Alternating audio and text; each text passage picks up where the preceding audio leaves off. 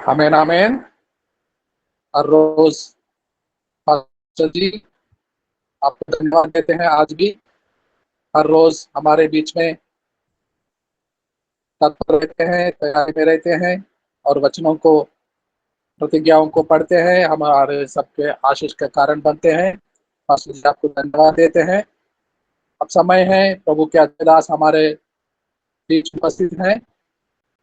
मेरे पास 6:47 हो गया है। आपके पास सीताराम दास जी, पास्टर जी, आपके पास 7:15 से 7:20 होने से पहले समय के दृष्टि दृष्टि रखते हुए समय को आप आइए, संदेश को सुनाएंगे। पास्टर सीताराम दास जी, आपका स्वागत। जी सर, सारे भाई बहनों को जय मसीह के। एक छोटी सी प्रार्थना करेंगे। प्रभु के हुजूरी में आते हुए एक छोटी सी प्रार्थना करके हम लोग प्रभु के वचन की रोटी खाने के लिए जो प्रतिदिन तैयारी करते हैं, प्रभु के हुजूरी में आएंगे। धन्यवाद पिता, स्वर्ग और पृथ्वी के परमेश्वर, हमें देखभाल करने वाले रक्षक प्रभु, आपको धन्यवाद देते हैं। आनंद के साथ इस भोर के समय में लुकिंग इनटू जीसस परिवार के साथ आपके चरणों तले आते हैं। बुद्धि का दाता, ज्ञान का सोता, जीवन का दाता प्रभु आपको हुजूरी में है। पवित्र आत्मा का अगुवाई कीजिए। और प्रभु जी, जो वचन हम पढ़ने जा रहे हैं, सुनने जा रहे हैं, हम सब के कानों और हृदय को खोलिए ताकि पिता हम आपकी समय आपके वचन से सुने और समझे। बुद्धि और ज्ञान की जरूरत है, दिया कीजिए। पवित्र आत्मा अगुवाई कीजिए। सब कुछ आपके हाथों में सौंपता हूँ और प्रार्थना यीशु मसीह के नाम से मानता हूँ, आमीन। अब हम लोग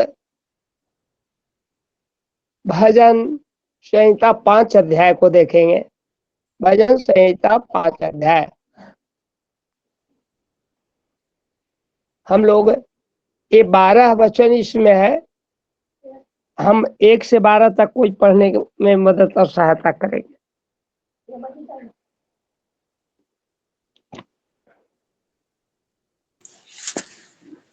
हे यहोवा, मेरे वचनों पे कान लगा, मेरे कराहने की ओर ध्यान लगा। हे मेरे राजा, हे मेरे परमेश्वर, मेरी दुहाई पर ध्यान दे, क्योंकि मैं तुझी से प्रार्थना करता हूं। हे यहोवा, भोर को मेरी वाणी तुझे सुनाई देगी। मैं भोर को प्रार्थना करके तेरी बाट जोहूंगा, क्योंकि तू ऐसा ईश्वर नहीं जो दुष्टता से प्रसन्न हो। बुराई तेरे साथ नहीं रह सकती। घमंडी तेरे सम्मुख खड़े न होने पाएंगे। तुझे सब अनर्थकारियों से घृणा है। तू उनको जो झूठ बोलते हैं नष्ट करेगा। यहोवा तो हत्यारे और छली मनुष्य से घृणा करता है, परंतु मैं तो तेरी अपार करुणा के कारण तेरे भवन में आऊंगा। मैं तेरा भय मानकर तेरे पवित्र मंदिर की ओर दंडवत करूंगा। हे यहोवा, मेरे शत्रुओं के कारण अपने धर्म के मार्ग में अगुवाई कर। मेरे आगे आगे सीधे मार्ग को दिखा, क्योंकि उनके मुंह में कोई सच्चाई नहीं। उनके मन में निरी दुष्टता है। उनका गला खुली हुई कब्र है। वे अपनी जीभ से चिकनी चुपड़ी बातें करते हैं। हे परमेश्वर, तू उनको दोषी ठहरा। वे अपनी ही युक्तियों से आप ही गिर जाएं। उनको उनके अपराधों की अधिकाई के कारण निकाल बाहर कर, क्योंकि उन्होंने तुझ बलवा किया है। परंतु जितने तुझ पर भरोसा रखते हैं वे सब आनंद करें। वे सर्वदा ऊंचे स्वर से गाते रहें, क्योंकि तू उनकी रक्षा करता है। और जो तेरे नाम के प्रेमी हैं तुझ में प्रफुल्लित हों, क्योंकि तू धर्मी को आशीष देगा। हे यहोवा, तू उसको अपने अनुग्रह रूपी ढाल से घेरे रहेगा। हालेलुया, आमीन। आमीन।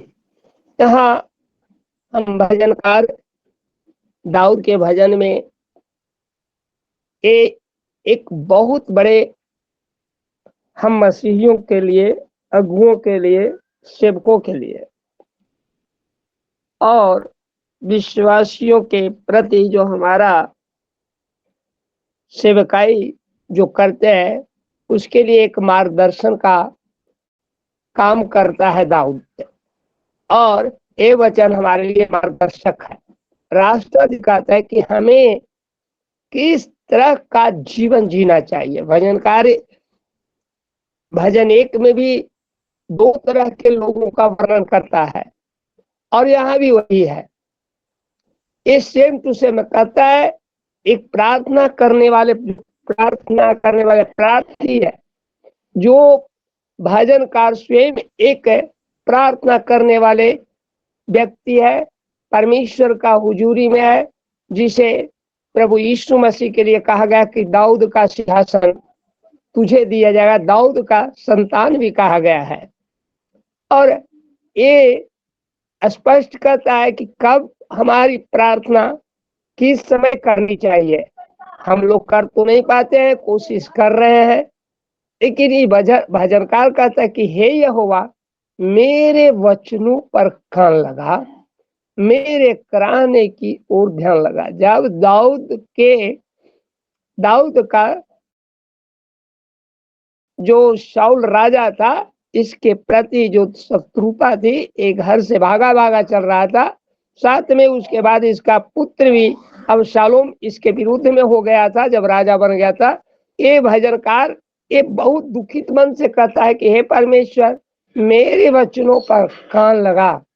जो मैं भोर में उठकर जो प्रार्थना करता हूँ, आपसे गिड़गिड़ाता हूँ, आपके सन्मुख में आता हूँ, हर पला पर ध्यान किए रहता हूँ, तू कान लगा, मेरे कराहने की ओर ध्यान दिया कर। हम भजन 17 का 1 पढ़ेंगे। भजन संहिता 17 अध्याय का पहला।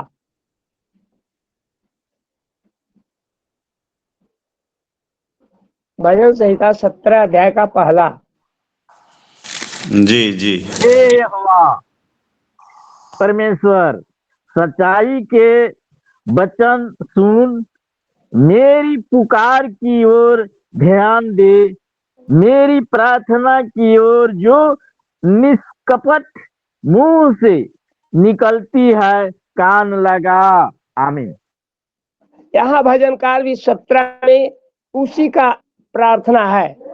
वो कैसे प्रार्थना क्यों की ओर कान लगाने का ध्यान देना मतलब कान लगाने का मतलब जब परमेश्वर कान लगाता है तो स्वर्ग से छूक जा करके हमें निहारता है आंखों से। और यह कहता है कि हे यहोवा परमेश्वर, सच्चाई के वचन सुन, झूठ का वचन नहीं, दिखावटी नहीं, जो सच्चे हृदय से, सच्चे मन से, जो मन का सच्चा है, बनावटी बातें नहीं कि प्रभु के सामने झूठ मूठ गिड़गिड़ा रहे हैं। मेरी पुकार की ओर ध्यान, जब मैं दुख में संकट में पुकार रहा हूं तो ध्यान दे। हम जब पुकारते हैं प्रभु को बुरी स्थिति में, बीमारी में, संकट में, अब जो ऐसी हमारी गवाहियां आती है, वो कैसे प्रार्थना सुनी जाती है। जब अभी प्रार्थना भैया अभी पूछ रहे हैं सबसे, सर पूछ रहे हैं कि आपका कैसा है, आपका बहू कैसे है, आप कैसे हैं, आपका बीमारी कैसी है, हम आपके लिए प्रार्थना कर रहे हैं। ये जो उनके अपने प्रार्थना का उत्तर सुनने के लिए ये सर प्रतिदिन जो हम लोगों के लिए प्रार्थना करते हैं और पूछते हैं कि आपका स्थिति क्या है, आपका बच्चे कैसे हैं, वो प्रार्थना का उत्तर सुनते कि मैंने प्रार्थना किया है, परमेश्वर पर भरोसा है कि मेरी प्रार्थना का उत्तर मिलेगा। जब हम लोग जवाब देते कि हाँ सर हम ठीक हैं, उन्हें बहुत आनंद होता है कि मेरे सच्चे मन से जो प्रार्थना निकला परमेश्वर ने उत्तर दिया। ये दाऊद इसी बात को कहता है कि मेरी प्रार्थना की ओर जो निष्कपट मुंह से निकलते हैं। कैसे मुंह से निकलना चाहिए हमारी प्रार्थना? हमारा मुंह छली नहीं होना चाहिए, हमारे जीव चुगली करने वाला नहीं होना चाहिए, हमारे होठ टपर टपर चलने वाला नहीं होना चाहिए, बल्कि सच्चा होना चाहिए, हृदय सच्चा होना चाहिए, होठ जीव मुंह सारे निष्कपट होना चाहिए, कपट से भरा हुआ नहीं होना चाहिए, चापलूस नहीं होना चाहिए, बल्कि परमेश्वर का भावता हुआ बलिदान होना करके हमें चढ़ाना चाहिए। ये हमारी आत्मिक सेवा है, और जो आत्मिक सेवा करते हैं परमेश्वर उनकी प्रार्थना को सुनकर उत्तर देता है। आप एक वचन और पढ़ लेंगे प्रार्थना के विषय में ही, दानियल 9:18। दानियल 9:18।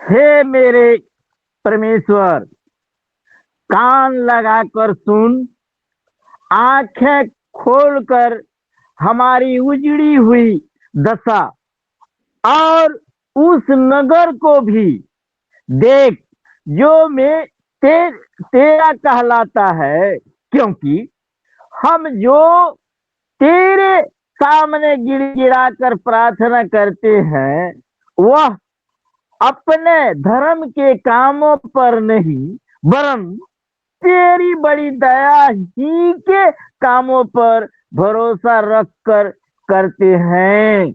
आमीन।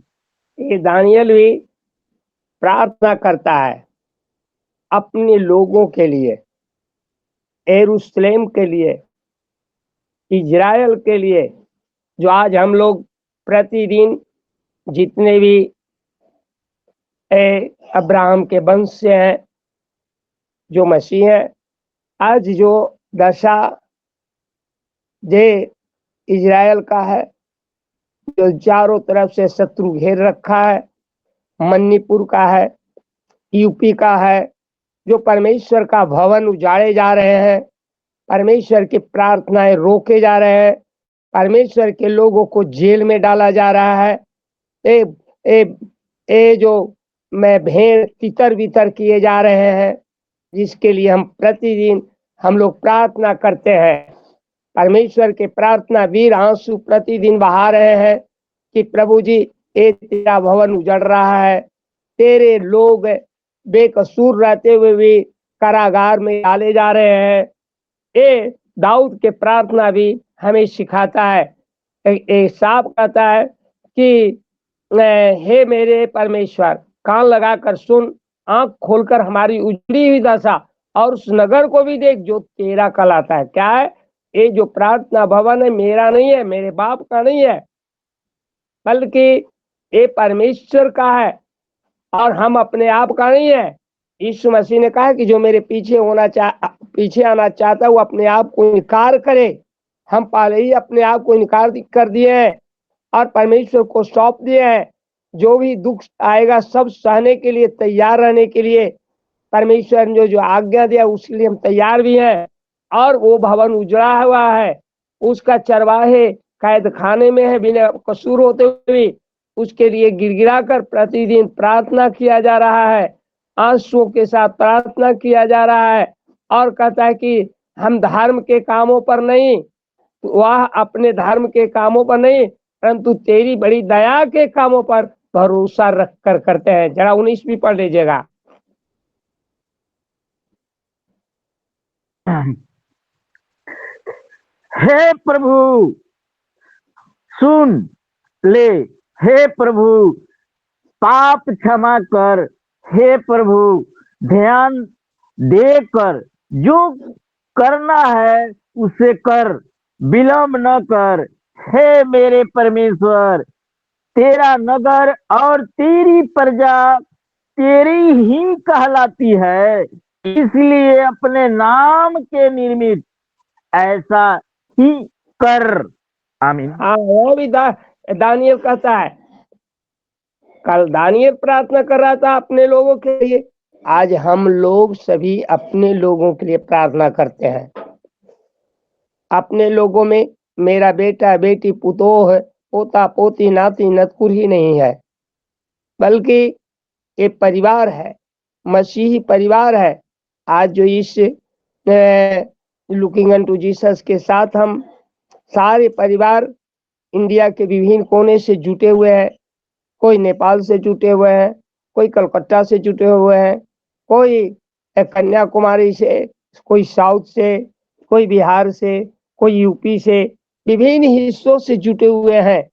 ये परिवार है और इस परिवार के लिए प्रार्थना कर रहा है कि हे प्रभु सुन ले, मैं हे प्रभु पाप क्षमा कर, हे प्रभु अपना ध्यान देकर जो करना है उसे कर, जो तेरी इच्छा है कर, लेकिन देर मत कर।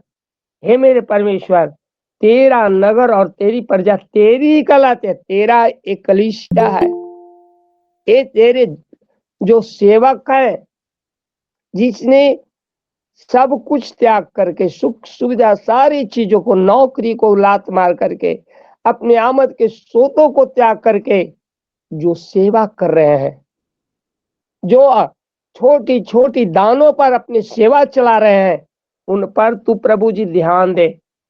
वो जो तेरी ही प्रजा कहलाते हैं, तेरे ही सेवक कहलाते हैं, तेरी बेटा बेटी कहलाते हैं, तेरी ही प्रजा कहलाते हैं, उस पर तू प्रभु जी ध्यान दे, उन्हें बचा रक्षा कर। और जो जो मसीह विरोधी कानून बना जा रहे हैं उन्हें बदल दे, उन्हें प्रभु जी दयालुता से कर। और ये मेरे नाम के कर, मेरी धार्मिकता कर नहीं, बल्कि जो तेरा नाम पवित्र है अपने नाम के निमित्त ऐसा ही कर। ये दाऊद भी कहता है, ये दाऊद ने भी कहा, दानियल ने भी कहा, यशायाह का भी प्रार्थना है, सुलेमान का भी ऐसा ही प्रार्थना है। सारे लोगों ने अपने लोगों के लिए प्रार्थना, आज भी हम लोग प्रार्थना बहुत महत्वपूर्ण चीज है।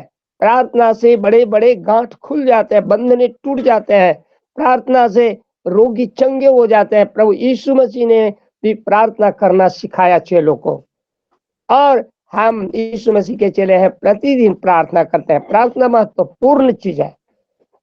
दूसरे पद को हम देखेंगे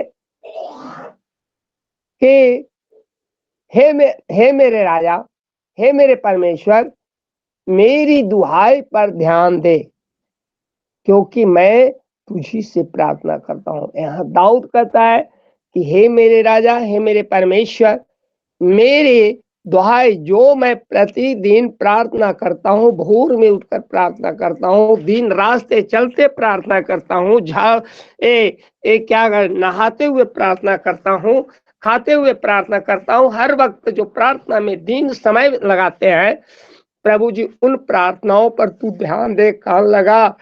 और क्योंकि मैं और बातों पर नहीं, बल्कि जो प्रार्थना करता हूँ उसी पर ध्यान दे, क्योंकि तेरे सिवाय कोई भी प्रार्थना सुनने वाला नहीं है। न IAS, न IPS, न प्रधानमंत्री, न गृह मंत्री, न मुख्यमंत्री, न कोई नहीं सुनने वाला है, लेकिन तू सुनेगा तो सब कुछ बदल देगा। हम एक दो चीज देखते हैं। ये भजनकार स्पष्ट रूप से कई भजनों में कहता है, ये अय्यूब का किताब 19 का जरा 7 देख लेंगे, 24 का 12। अय्यूब 19 का 7 और 24 का 12, 2 पद देख लेंगे, उसके बाद आगे बढ़ेंगे।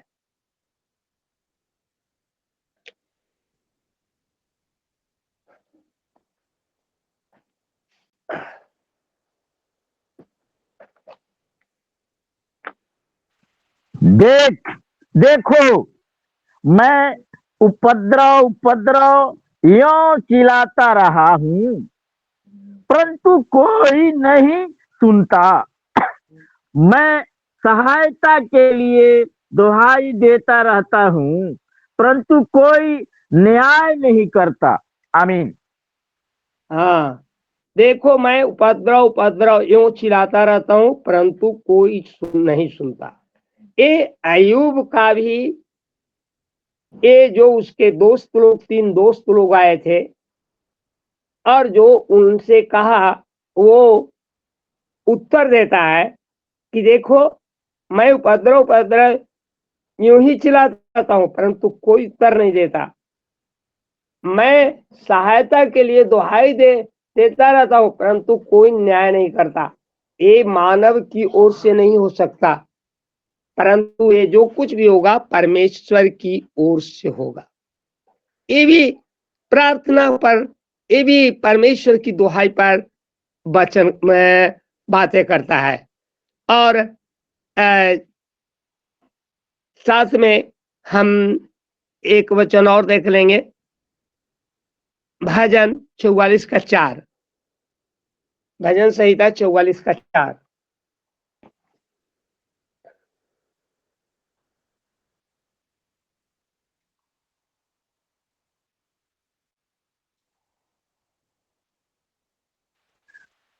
हे परमेश्वर, तू ही हमारा महाराजा है। तू याकूब के उद्धार की आज्ञा देता है। आमीन। हाँ, कहता है, हे परमेश्वर तू ही हमारा महाराजा है, तू याकूब के उद्धार की आज्ञा देता है। याकूब ऐसा था, हम लोग जानते हैं। याकूब अपने भाई को धोखा दिया, अपने बाप को धोखा दिया, लेकिन फिर भी परमेश्वर के सामने पछताया, युद्ध किया और उसका नाम बदला। वो परमेश्वर पर भरोसा किया, आज्ञाओं को माना और इच्छाओं पर चला, शुद्ध जीवन जिया, पवित्रता में चला, डर के साथ चला, इसलिए उद्धार मिला। और ये उद्धार हमारे जीवन में भी हो, ये भजनकार यहाँ भी कहता है। और हे 3 को हम देखते कि हे यहोवा, भोर को मेरी वाणी तुझे सुनाई देगी। ये प्रार्थना करने का एक दाऊद हमें आपको सब कुछ सिखाता है, सिखा रहा है कि हे यहोवा, हे परमेश्वर, हे प्रभु, भोर को मेरी वाणी तुझे सुनाई देगी। अति भोर उठ करके जो परमेश्वर को पुकारते हैं, जिस समय बिल्कुल सारे लोग सोए रहते हैं, वातावरण शांत रहता है, चिड़ियों की चहचहाट नहीं होती है, कुछ भी नहीं होता है, उस शांत वातावरण में परमेश्वर से प्रार्थना में बात की जाती है, उस समय परमेश्वर हमारी वाणी, हमारी प्रार्थना को सुनते हैं। और प्रति भोर मैं भोर को प्रार्थना करके तेरी बार जोहूंगा। ये अभी जो बार जोहने की बात हम लोग प्रार्थना करते हैं, जिस विषय के लिए इंतजार करते हैं कि मेरी प्रार्थना सुनी जाएगी कि नहीं। जब उत्तर मिलता है, बालक अपने बेटे बेटी की शादी के लिए प्रार्थना करते हैं, जैसे प्रार्थना किया, अगर शादी हो गई तो क्या है, हमें उत्तर मिल गया। किसी की बीमारी के लिए करते हैं, बीमारी से राहत मिली, चंगाई मिली, हम जानते हैं कि परमेश्वर ने प्रार्थना को सुना और उत्तर दिया। हम एक वचन देखेंगे, यशायाह 50:4।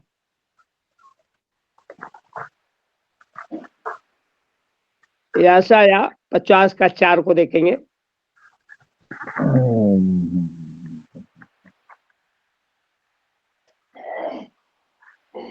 यशायाह नबी का किताब 50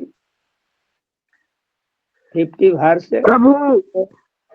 प्रभु यहोवा ने मुझे सिखाने वाले की जीभ दी है कि मैं थके हुए को अपने वचन के द्वारा संभालना जानूं। भोर को वह नित्य मुझे जगाता और मेरा कान खोलता है कि मैं शिष्य के समान सुनूं। आमीन। ये परमेश्वर का वचन यशायाह नबी भी स्पष्ट रूप से आज्ञा पालन करने के लिए ये वचन लिखा है, जो पवित्र आत्मा की अगुवाई में हमारे और आपके लिखा है कि प्रभु यहोवा ने मुझे सिखाने वाले की जीभ दी है। जीव कैसा हो? पवित्र हो, शुद्ध हो। ए वचन में जो निष्कपट मुंह से निकले हुए वचन परमेश्वर को भाता है। तो हमारा मुंह निष्कपट हो, हमारा जीव निष्कपट हो, होठ निष्कपट हो। यहाँ भी कहता है कि सिखाने वाले की जीभ दी है। हमें ध्यान देना चाहिए कि हम सिखाने वालों में से हैं। हमारा जीव अन्य लोगों की, अन्य जातियों की तरह नहीं होनी है। हमारे वचनों से, जो परमेश्वर के वचन में आकर जो हम लोगों को सिखाते हैं, उससे क्या थके हुए को वचन के द्वारा संभालना जानो। परमेश्वर हे पिता, जो बोझ से थके हैं, बीमारी में पड़े हुए हैं, जिनकी हालत खराब हो गई है, आपके हुजूरी में आए हैं। प्रभु जी जब प्रार्थना करें आपसे, तो वे जो मेरा आपका वचन है, पवित्र आत्मा है, उसमें चल करके उन्हें संभालना जानूं। भोर को वह नित्य मुझे जगाता है। परमेश्वर प्रति भोर हरेक को, परमेश्वर के दास को जगाता है, लेकिन आलस्य के कारण हम सोए रहते हैं, उठ नहीं पाते हैं। मेरा कान खोलता है। क्या करता है? हमारे कान खोलता है कि हम परमेश्वर की वाणी को, वचन को सुने, परमेश्वर से भोर में बातचीत करें, अपनी समस्याओं को रखें और बात जो है मैं शिष्य के समान सुनूं। तू बोल। क्या बोला था श्याम ने? हे प्रभु तू बोल, तेरा दास सुन रहा है। हमें भी ऐसा ही होना चाहिए। प्रभु बोलता है, हमें सुनने के लिए कान चाहिए। हमारा वो कान नहीं जो गंदे गंदे बातों को सुनता है, चुगलियों को सुनता है। वो कान परमेश्वर की वाणी नहीं सुनेगा। हमारे कान को पाक और साफ रखना है। और रोमियो एक वचन और इसके विषय में देख लेंगे। रोमियो नया नियम में 8:19, रोमियो 8:19।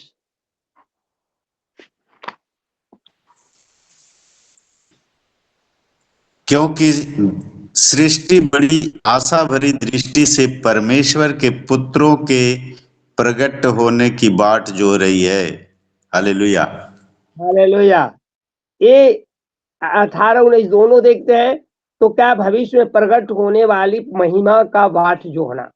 हम बाट जो होते हैं यहाँ, ये सारे 19 में 18 में कहा, क्योंकि मैं समझता हूँ कि इस समय के दुख और क्लेश उस महिमा के सामने जो हम पर प्रकट होने वाली है कुछ भी नहीं है। क्योंकि सृष्टि बड़ी आशा भरी दृष्टि से, हम लोग क्या है? परमेश्वर की सृष्टि है। हम लोग क्या है? परमेश्वर के सृष्टि है। प्रभु यीशु मसीह ने संसार से अलग करके अपने कामों को करने के लिए सृजन किया है। और हम आशा भरी दृष्टि से परमेश्वर के पुत्रों के प्रकट होने की बात जो होते हैं, ये प्रभु यीशु मसीह का दूसरे आगमन का है। जब बादलों पर आएगा, हम उसके संग उठाए जाने के लिए बाट जोड़ने वालों में से बने और हम उसी पर ध्यान करें और अन्य बातों पर नहीं। और हम 4-5 मिनट समय बच रहा है। 4 को हम पढ़ते हैं। क्योंकि तू ऐसा ईश्वर नहीं जो दुष्टता से प्रसन्न हो, बुराई तेरे साथ नहीं रह सकती।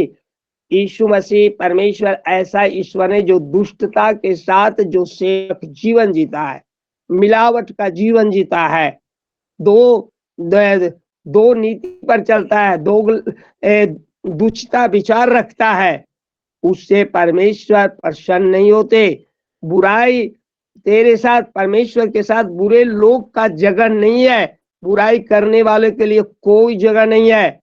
5 में कैसे लोग परमेश्वर के राज्य में जाएंगे? कैसे लोग परमेश्वर कैसे लोगों को चाहता है? घमंडी तेरे सन्मुख खड़े नहीं होने पाएंगे। जो घमंड करता है कि मैं कुछ हूं, मेरे पास कुछ है, मैं ये हूं वो हूं, मैं इतना शिक्षित हूं, मेरे पास एक ज्ञान है, मेरे पास ये सामर्थ्य है, ऐसा हूं। परमेश्वर वैसे लोग जब यीशु मसीह आएंगे बादलों पर आएंगे वो नहीं उठाए जाएंगे, छोड़ दिए जाएंगे। एक घमंडी परमेश्वर के सामने खड़े नहीं हो पाएंगे। भविष्यवाणी की बात है, दाऊद भविष्यवाणी कर रहा है कि वो खड़े नहीं हो पाएंगे। जब यीशु मसीह न्याय करने के लिए आए तो वो नहीं खड़े होंगे। वो भेड़ के झुंड में नहीं, बकरियों के झुंड में रहेंगे और उन्हें अलग किया जाएगा और आग के कुंड में डाला जाएगा। तुझे सब अनर्थकारियों से घृणा है। परमेश्वर अनर्थकारी से घृणा करता है, प्रेम नहीं करता। और परमेश्वर वैसे लोगों से परमेश्वर प्रेम करता है जो परमेश्वर की आज्ञाओं, इच्छाओं और उसके वचनों पर जीवन जीते हैं। तो उनको जो झूठ बोलता है नष्ट करेगा। झूठ बोलने वाले निष्कपट मुंह नहीं है, कपटी मुंह है, जिससे छल की बातें निकलती है, झूठी बातें लेके झूठी बातें करते हैं।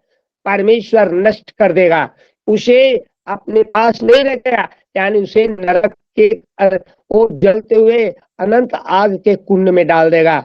यहोवा तो हत्यारों और छली मनुष्य से घृणा करता है। ये परमेश्वर किससे घृणा करता है? घमंडियों से घृणा करता है, छलियों से घृणा करता है, दुष्ट लोगों से घृणा करता है और बुराई करने वालों से घृणा करता है। और साथ में स्पष्ट करता है कि तू झूठ बोलने वालों को नष्ट करेगा। यहोवा हत्यारों से घृणा करता है, छली मनुष्यों से घृणा करता है। छा में कहता है कि तू उनको जो झूठ बोलते हैं नष्ट करेगा, झूठे को परमेश्वर नष्ट कर देगा। यहोवा हत्यारे छली मनुष्य से घृणा करता है। और साथ में कहता है मैं तो तेरी अपार करुणा और अपार करुणा के कारण तेरे भवन में आऊंगा। वैसे लोग जिनका मुंह निष्कपट है परमेश्वर के अनंत जीवन का भागी बनेंगे, अनंत जीवन में राज करेंगे। ये दाऊद भी कहता है।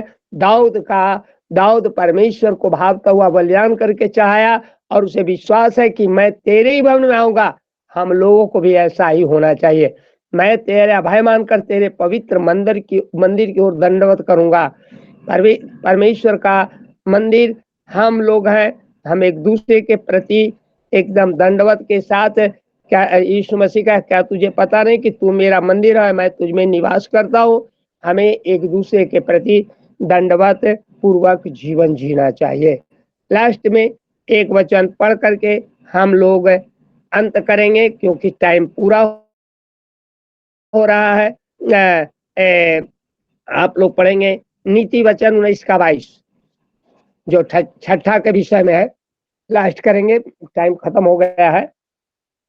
एक वचन पढ़ेंगे नीति वचन 19-22।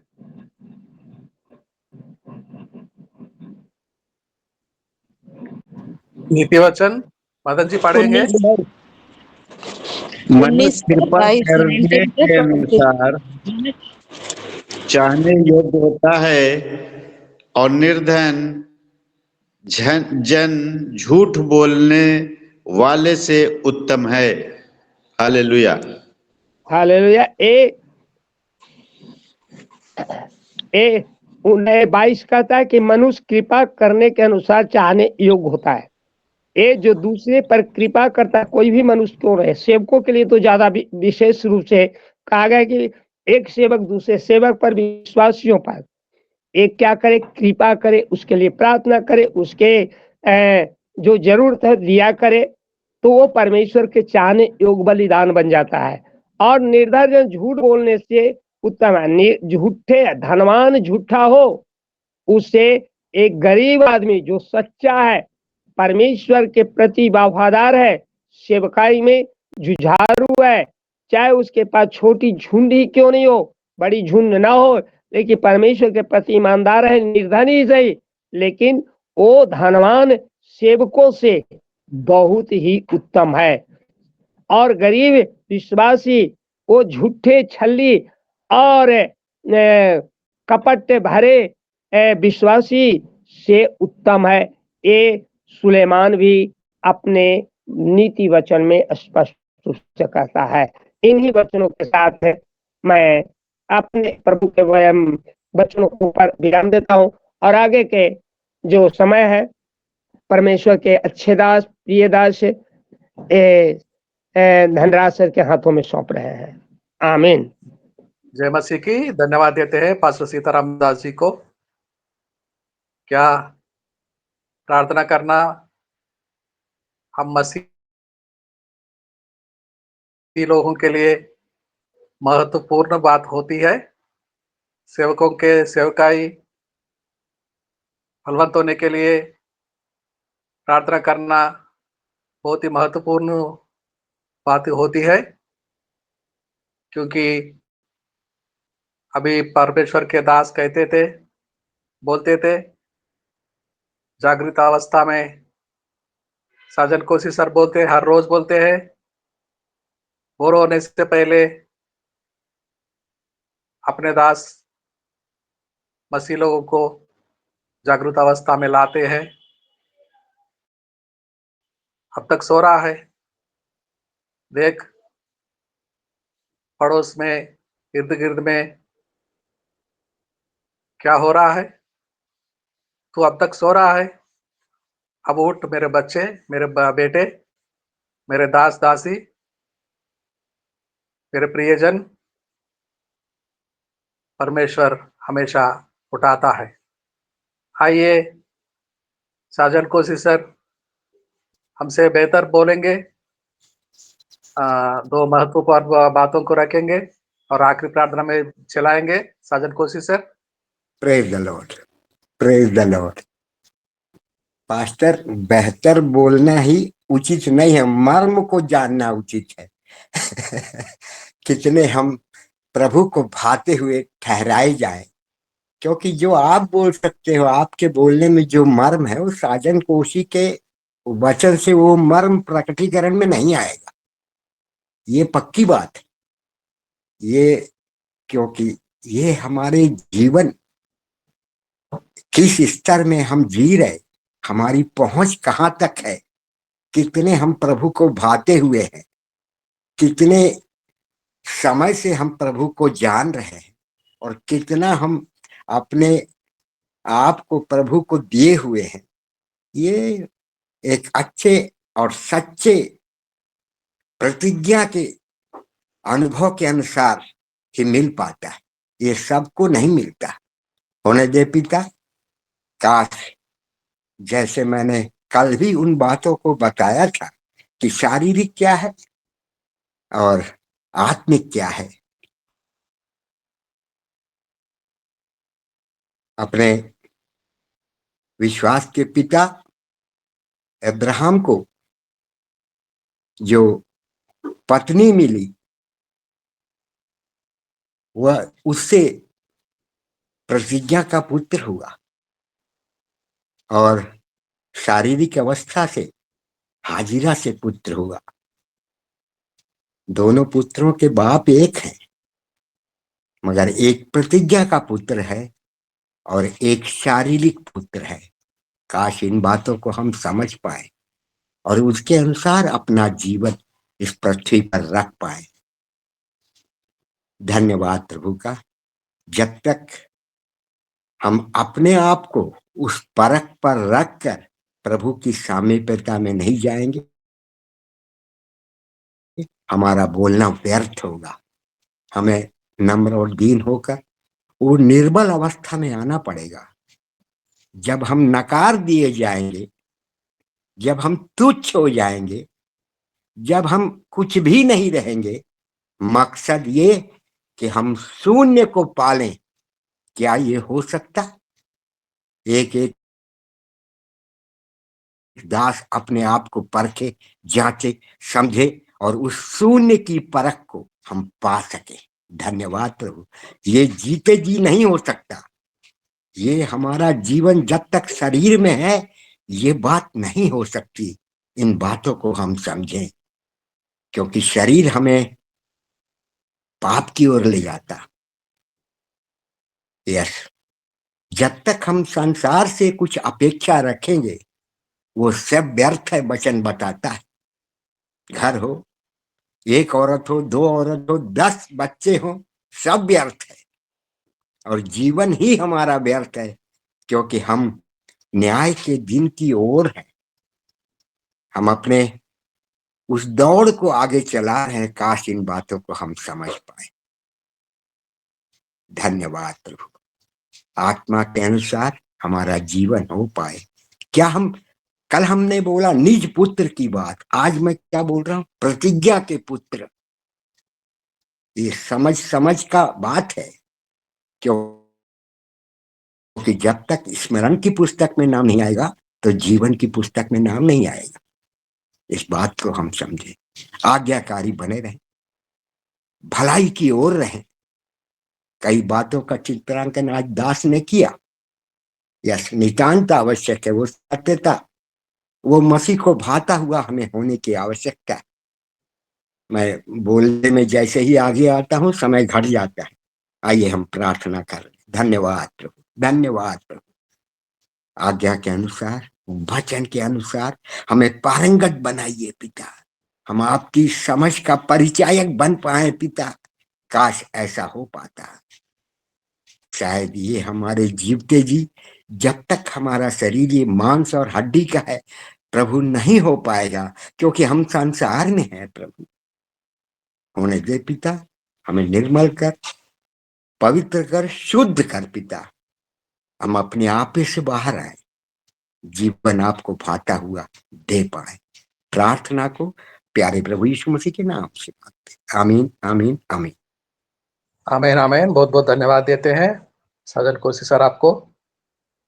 और ये समय है, कोलकाता से बेटी तैयार करी है ज्योति हरी वोट ऑफ थैंक्स को बोलने के लिए। ज्योति हरी। जी सर, सभी को जय मसीह। धन्यवाद देते प्रार्थना के लिए विश्वनाथ प्रसाद सर को, सुंदर से भजन के लिए धन्यवाद देते हैं अलका मैम को, धन्यवाद देते वचनों को पढ़े जाने के लिए हेमश्री मैम को, अलका मैम को और संगीता मैम को धन्यवाद देते हैं। आशीष वचन को पढ़े जाने के लिए जयवीर सर को और सुंदर से प्रचार के लिए धन्यवाद देते सीताराम दास सर को। और आखिरी प्रार्थना के लिए धन्यवाद देते साजन कोशिश सर को और धनराज सर उनकी पूरी टीम को। धन्यवाद। जय मसीह। जय मसीह की। आपके लिए भी लगातार हर रोज प्रार्थना करते हैं, आपके परिवार के हर सदस्य के लिए। माता पिता, बड़ी बहन, जीजाजी, उनके 2 बच्चे शशि और छोटा भाई के लिए, और जितने बीमार व्यक्ति हैं कोलकाता में आपके कलेसिया में, उन सब के लिए प्रार्थना करते हैं।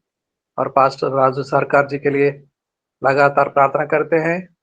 और आपके आंगन में जो समस्या है पानी का, परमेश्वर करे। हम लगातार प्रार्थना करते रहेंगे, आज भी करते हैं। धन्यवाद ज्योति हरी बेटी। आप निराश ना हो, परमेश्वर पर भरोसा रखे, धीरज धरे,